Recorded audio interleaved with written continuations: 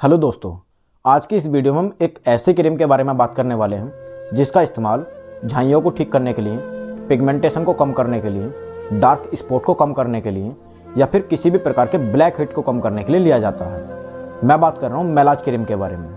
आज की इस वीडियो में हम बात करेंगे मेलाज क्रीम क्या होती है, इसका सही यूज क्या होता है, इस क्रीम के अंदर कौन कौन से फॉर्मूले पाए जाते हैं, इस क्रीम को किस तरह से लगाया जाता है, वह इस क्रीम के लगाने के बाद आपको क्या क्या साइड इफ़ेक्ट दिखाई दे सकते हैं, वह इसके साइड इफ़ेक्ट से बचने के लिए आपको किन किन बातों का ध्यान रखना चाहिए, या फिर अगर किसी को इस तरह की कोई भी क्रीम से साइड इफ़ेक्ट हुआ है तो उसको किस तरह से बचाया जा सकता है, इन सब के बारे में। सो फ्रेंड्स, वीडियो को बिगर स्किप के अंत तक देखें ताकि आप मेलाज क्रीम के बारे में संपूर्ण जानकारी पा सकें।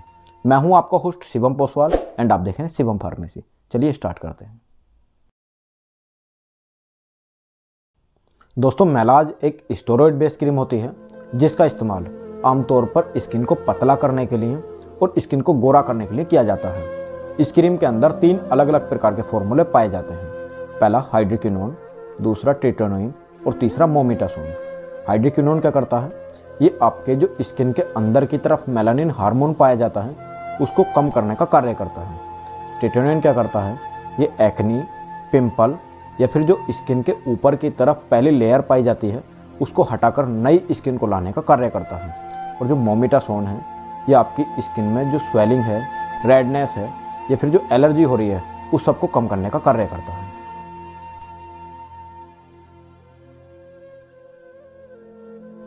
इस क्रीम का इस्तेमाल मिलाजमा को कम करने के लिए, पिगमेंटेशन को कम करने के लिए, डार्क स्पॉट को कम करने के लिए, हाइपर पिगमेंटेशन को कम करने के लिए या फिर जो सूरज की किरणों से हमारा चेहरा भुरस जाता है या फिर काला हो जाता है उसको ठीक करने के लिए, साथ के साथ टैनिंग को कम करने के लिए, या फिर कोई प्रेग्नेंट महिला है उसके चेहरे पर झाइयाँ हो गई हैं उसको ठीक करने के लिए, या फिर किसी भी प्रकार के जो ब्लैक हेड यानी काले धब्बे जो हो जाते हैं उस सब को ठीक करने के लिए इस क्रीम का इस्तेमाल कराया जाता है।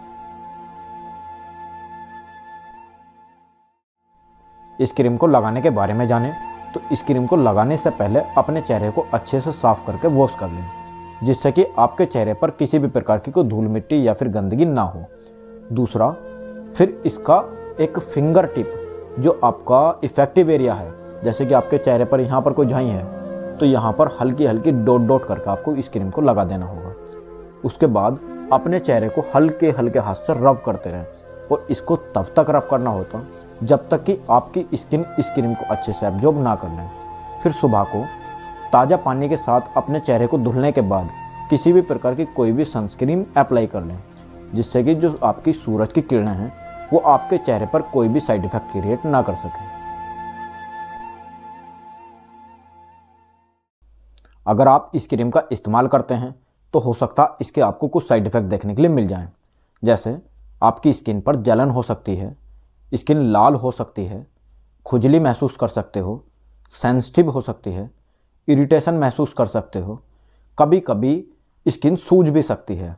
ये या फिर इसके अलावा अगर आपको कोई भी साइड इफ़ेक्ट दिखाई देता है तो तुरंत से इस क्रीम का इस्तेमाल करना आप बंद कर दें और जो भी आपका नज़दीकी स्वास्थ्य केंद्र है उसमें जाकर इसके बारे में ज़रूर बताएं। अगर आप इस क्रीम के साइड इफ़ेक्ट से बचना चाहते हैं तो आपको किन किन बातों का ध्यान रखना चाहिए इसके बारे में भी जान लेते हैं। तो सबसे पहले, इस क्रीम को बिगर डॉक्टर की सलाह के नहीं लगाना चाहिए। दूसरा, इस क्रीम को कुछ ज़्यादा लंबे समय तक नहीं लगाना चाहिए। प्रेग्नेंट महिला को भी बिगर डॉक्टर की सलाह के इस क्रीम का इस्तेमाल नहीं करना चाहिए। अगर कोई ब्रेस्ट फीडिंग मदर है उसको भी इस क्रीम का इस्तेमाल बिगर डॉक्टर की सलाह के नहीं करना चाहिए। 12 साल से कम उम्र के बच्चे को इस क्रीम का इस्तेमाल नहीं करना चाहिए। इस क्रीम को लगाने के बाद धूप में नहीं जाना चाहिए। अगर कोई चोट है या फिर कटा हुआ है वहाँ पर भी इस क्रीम का इस्तेमाल नहीं करना चाहिए।